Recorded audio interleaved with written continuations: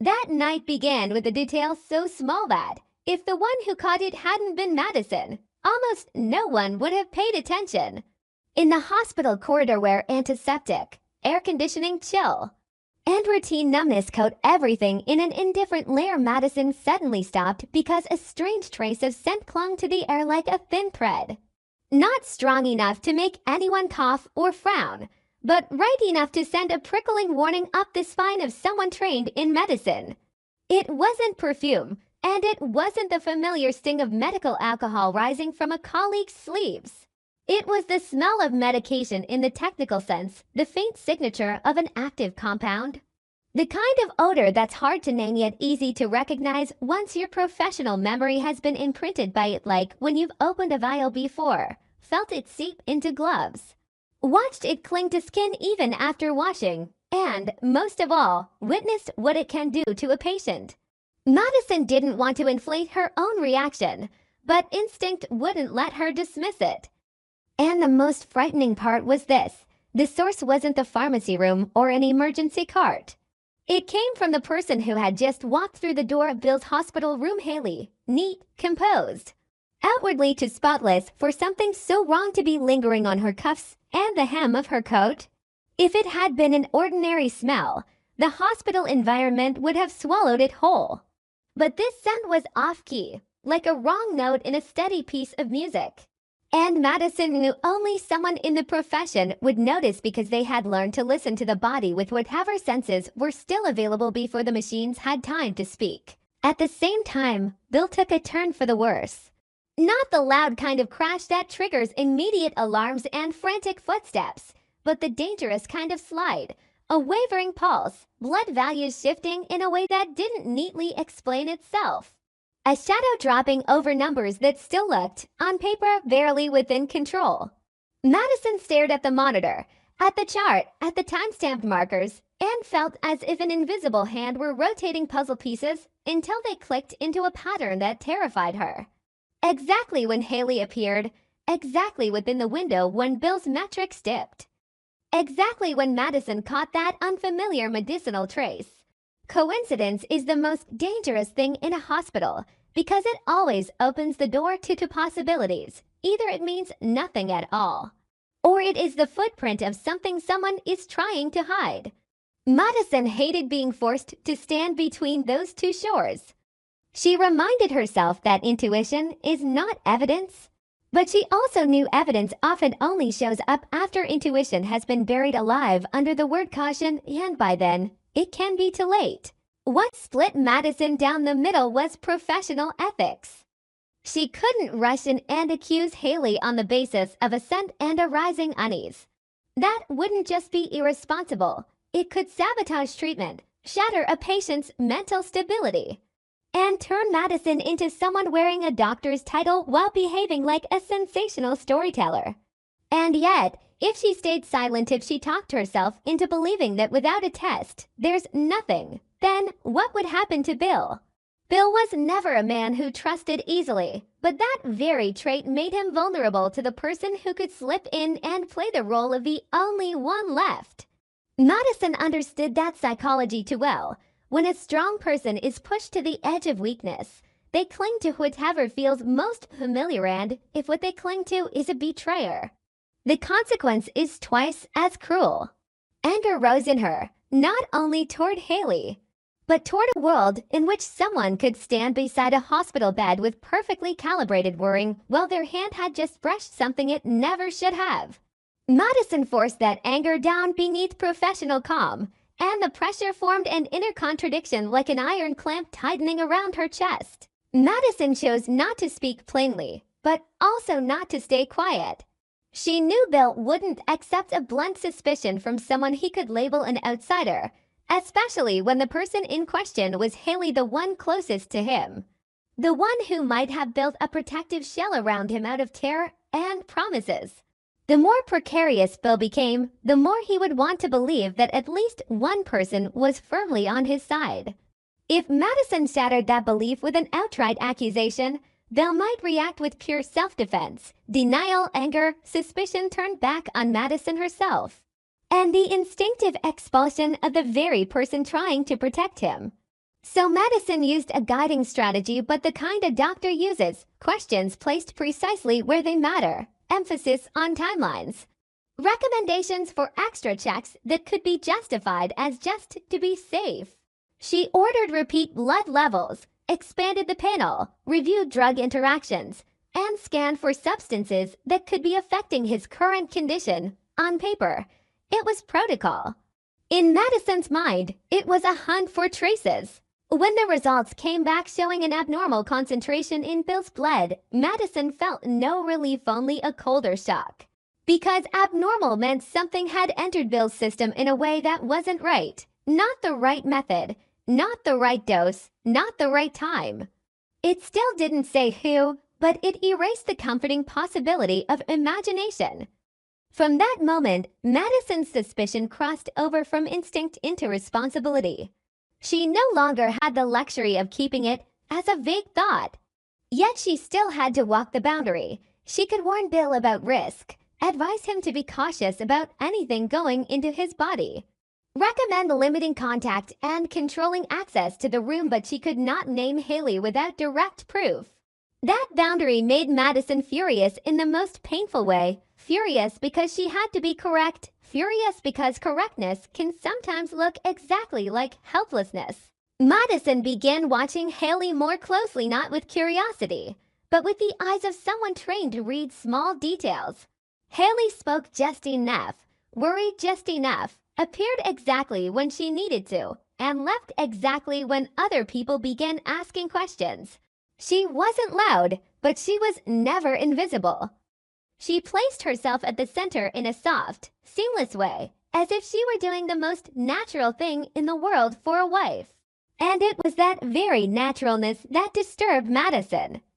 Because if Hayley were innocent, she wouldn't need to control the entire environment through perfection. And if Hayley were guilty, that perfection was armor.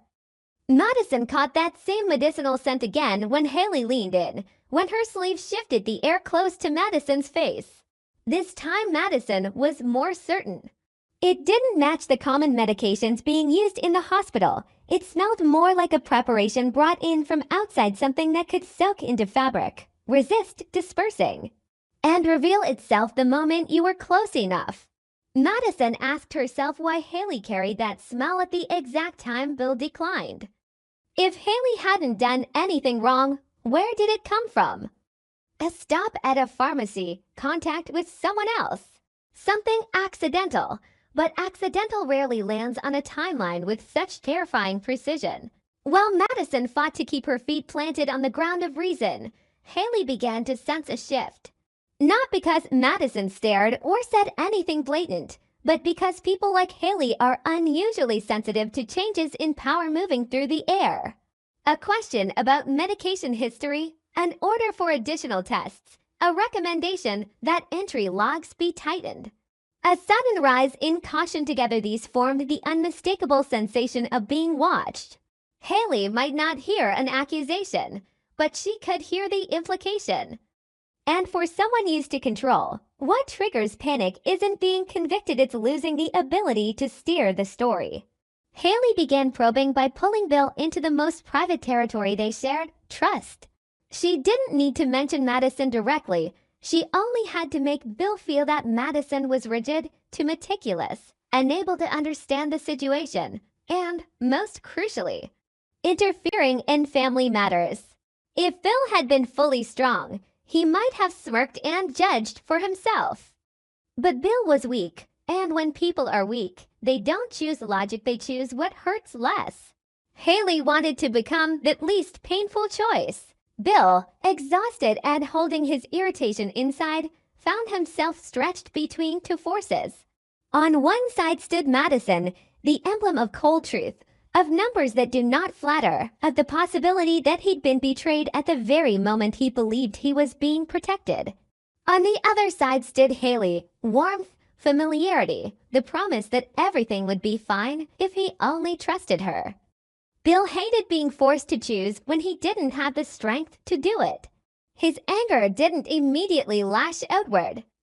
It turned inward, becoming frustration with his own body for betraying him with weakness. He had built his life on control, on reading people, holding information before anyone else could hide it. Now he lay there, dependent on others to tell him what was happening to him, who was touching him, and whether he was being fooled. The thought humiliated him. And in that humiliation, he could react in one of two ways: cling to Hayley to protect the illusion that he still controlled a corner of his life, or turn suspicious of everyone, including the person closest to him. Madison knew Bill wouldn't simply wake up because she wanted him to. She needed a crack, a single moment of vulnerability in the system. That moment arrived when the hospital logs recorded a medication dispensing time that didn't align cleanly with procedure, insufficient to prove fraud, but enough to raise a question. Madison couldn't publicly overturn everything like a criminal investigator, but she could tighten protocol under the banner of safety, designate a single responsible controller for medications, restrict personal items brought into the room, require that anything Bill used be checked.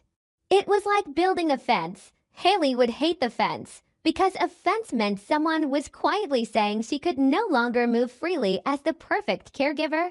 And when a controller is placed in front of a barrier, their reaction often reveals what their mask was hiding. Hayley began acting more subtly, and in doing so, became more exposed. She approached management to suggest Madison was too stiff, that Bill needed a different physician who was more understanding, that Madison might be letting personal emotion interfere. If Hayley were truly innocent, she could still want to change out of fear. But her speed and intensity felt less like concern and more like stamping out a spark before it became a blaze. Madison wasn't surprised, but she was tired. She hated having to defend herself when her job was to save a patient. And that exhaustion sharpened her anger into something clean and edged. Anger at being cast as the disruptor simply because she wanted the truth. Anger that someone like Hayley could weaponize love. Anger that a hospital could become a battlefield of calculations that had nothing to do with medicine. Bill, hearing those vibrations around him, began to doubt in his own way, not by trusting anyone outright, but by choosing silence and watching. Madison never spoke directly, yet Bill started noticing details he'd previously overlooked. Hayley's arrivals often coincided with the onset of stronger dizziness. The moments she cared for him with something too private, too concealed, her insistence on being alone with him at the most sensitive times. Bill didn't want to believe it, because belief would mean admitting he'd been blind. But refusing Madison was also dangerous, because it meant allowing a potential threat to remain at his side. The strain pushed Bill's anger into a different temperature, a frightening calm, the kind that settles when someone decides that no matter how much it hurts, they will know the truth. Madison saw that change in Bill's eyes and understood this was the moment for the hardest task, moving him closer to truth without tipping him into panic.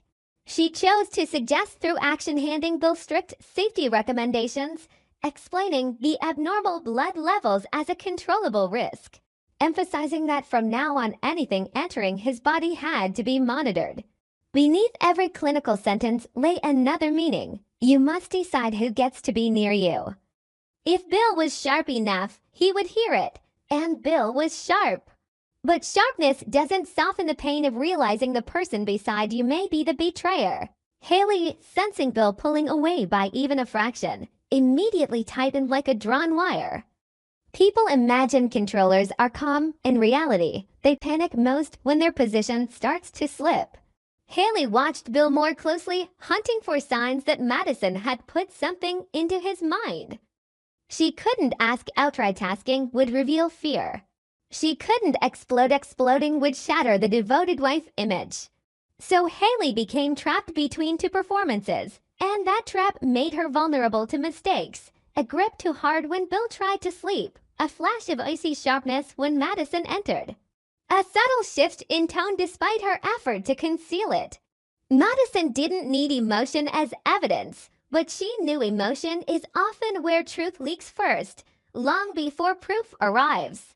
The biggest question still hung in the air like a blade. Would Bill trust or not? Madison understood that trust doesn't happen in a day. Bill wouldn't trust Madison simply because she was his doctor. nor trust Hayley simply because she was his wife. He would trust based on whether he chose to live by the feeling of safety or by the truth. If he chose safety, Hayley would win at least in the short term. If he chose truth, he would have to accept he might be in a marriage where love could be a trap. And that decision would turn Bill into someone more dangerous than anyone expected. A Bill weak in a hospital bed, yet with a mind cold as stone, quietly investigating. Quietly setting traps in reverse. Quietly testing who would reveal themselves while he pretended to know nothing. Madison, too, was being pushed into a corner. If she stepped forward, Hayley might remove her from the case, and then Bill would lose the only person looking at the truth with eyes unclouded by affection. If she stepped back, Bill could remain in danger, and Madison would live with the feeling that she had stayed silent to remain within procedure while a life slipped through her hands. She understood this was no longer a story about a strange smell. It was a story about power. Who had the right to stand beside Bill when he was weakest? Who controlled the information about his body? Who had the authority to define what care meant? Hayley wanted that power exclusively. Madison wanted to break exclusivity through transparency. Bill stood in the middle, stretched so tight that any choice would become a cut. And when that night finally closed, the most frightening thing wasn't the abnormal test result, it was the new silence that formed among the three of them. Madison left the room feeling as if she had placed a chess piece without knowing whether her opponent had seen it. Hayley stayed behind with a smile perfectly polished, too proper for anyone to challenge. While inside her anger burned like fire compressed beneath ice because she could feel someone trying to pry control out of her hands. And Bill lay there with his eyes closed as if asleep. Yet in his mind one question drilled deeper and deeper. If the person beside him truly was betraying him, would he pay the price of truth right now, or wait until he was strong enough to retaliate without leaving any path back? That choice thickened the air in the hospital room, as if everything were waiting for the moment Bill opened his eyes and with the next slip. Madison's subtle suggestion would become an open war in which no one could keep pretending to be decent anymore.